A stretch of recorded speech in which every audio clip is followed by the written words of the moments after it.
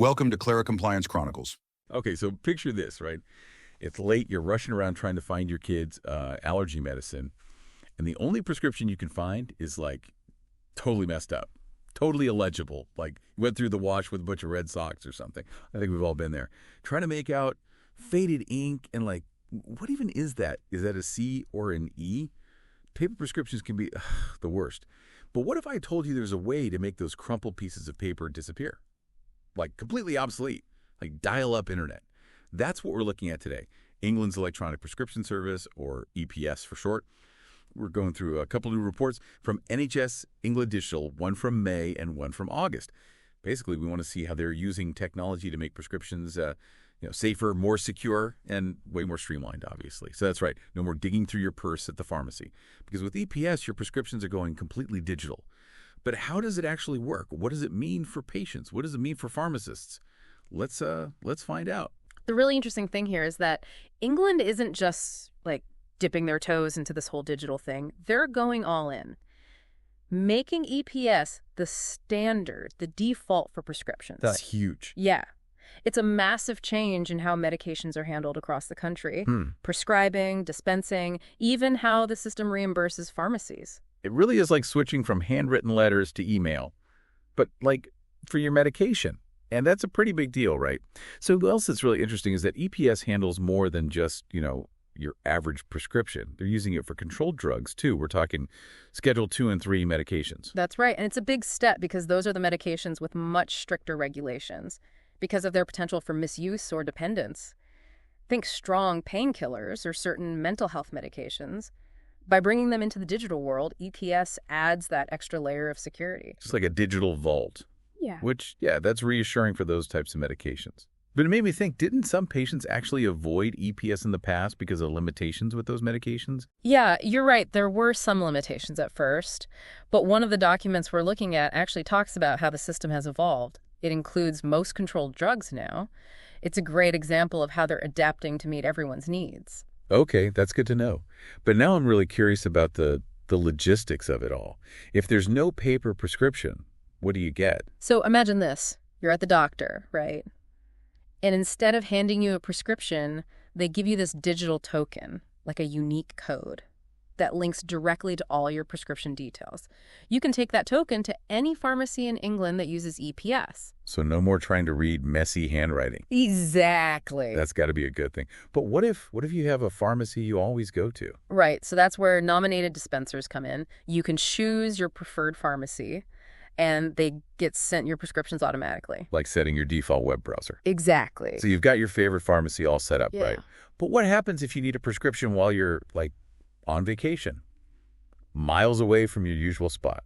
That's where these digital tokens, these codes we were talking about, that's where they come in handy. Ah. Yeah, even if it's your first time at that pharmacy, they just scan the code on your token. So it's like those scan codes you use for concert tickets, but instead of seeing a band, you get your meds. Exactly. It pulls up all your prescription details, which are stored in this central system, super secure, called the NHS Spine. The NHS Spine. Okay, that sounds kind of intense, like some futuristic medical database from a movie or something? Not as scary as it sounds. It's basically a digital library where all the patient medication histories are kept. So when the pharmacist scans your code, they're just checking your record out.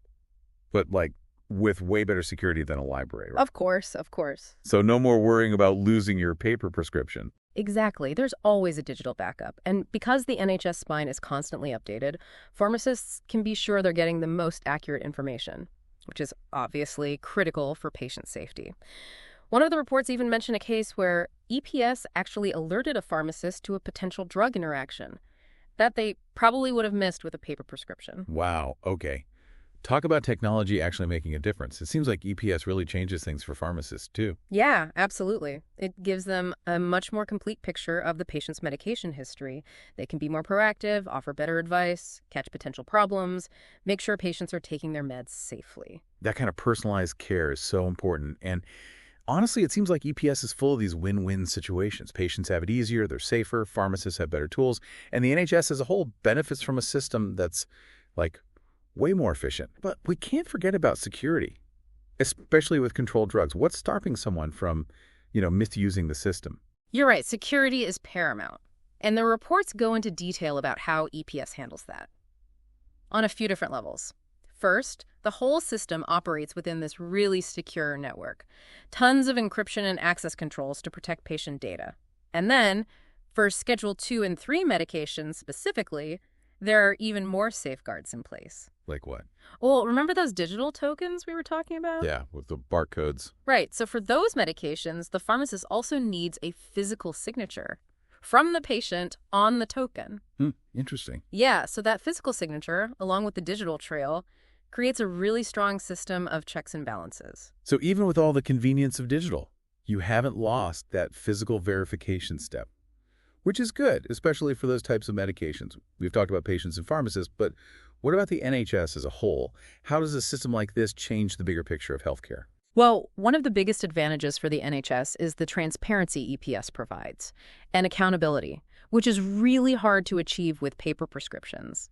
Imagine, like, a digital logbook recording every single step of the process, who prescribed it, when and where it was dispensed, even which specific pharmacist. That's a lot of information. It is, but it's incredibly valuable. It's like a detailed audit trail for every single prescription. Precisely. This level of record keeping helps make sure everyone's following the rules, but it also reveals these really interesting patterns and trends about medication use. And that can be analyzed to improve the system, optimize distribution, even track how effective public health initiatives are. It's like using data to make the entire system smarter, more responsive. But with all this talk about, digital systems and data, some people might be thinking, does this make healthcare feel impersonal or like too automated? That's a great question. And it's important to remember that EPS is just a tool. And any tool can be used well or poorly. EPS isn't about replacing the human side of healthcare, the doctor-patient relationship. It's about enhancing it. By taking care of the administrative stuff, providing way more information, EPS frees up healthcare professionals to actually focus on what matters, the patient. It really does seem like it's about more than just prescriptions. It's about making healthcare, more human, more patient-centered. Exactly. Yeah. Exactly. And it made me think, could a system like this work in other countries, Yeah, that's a good question.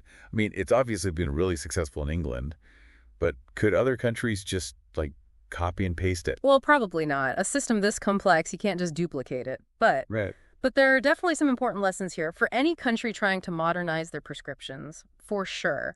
One thing that stands out to me is the phased approach England took. They didn't try to do it all at once, which I think is smart. Right, you don't start building a house from the roof down. Exactly. Okay, so start small, test it out. Yeah, they started with these smaller pilot programs in specific areas, learned from those, made changes, and then slowly expanded the system over time. That makes sense. Gives everyone time to adjust, get comfortable. Absolutely. You need everyone on board. Doctors, pharmacists, and of course the patients. Definitely. Can't forget about the patients. Exactly.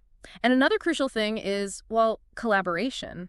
England's success with EPS wasn't just about the technology, right? It was about everyone working together. All the different parts coming together. Exactly. The NHS, the doctors, pharmacists, even tech companies, all on the same page.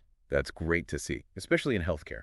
For sure. And that collaborative spirit, it needs to continue. Even after the system is in place, keep talking, keep getting feedback, always be looking for ways to improve. Because healthcare is always changing. Precisely. So England has given everyone this, blueprint, but other countries still need to adapt it, make it their own based on their own needs. Absolutely. If a country has a less centralized system, they might need to figure out how to connect everything, all the different providers and pharmacies, and for places without reliable internet access, maybe they need to use a hybrid model, combining digital with, some physical elements. I'll find that balance. Exactly. But no matter where you are or what challenges you're facing, the important thing is that technology has this incredible potential to make healthcare better for everyone involved. And that's what we've seen today with England's EPS. Taking a deep dive into their system, we've uncovered a lot.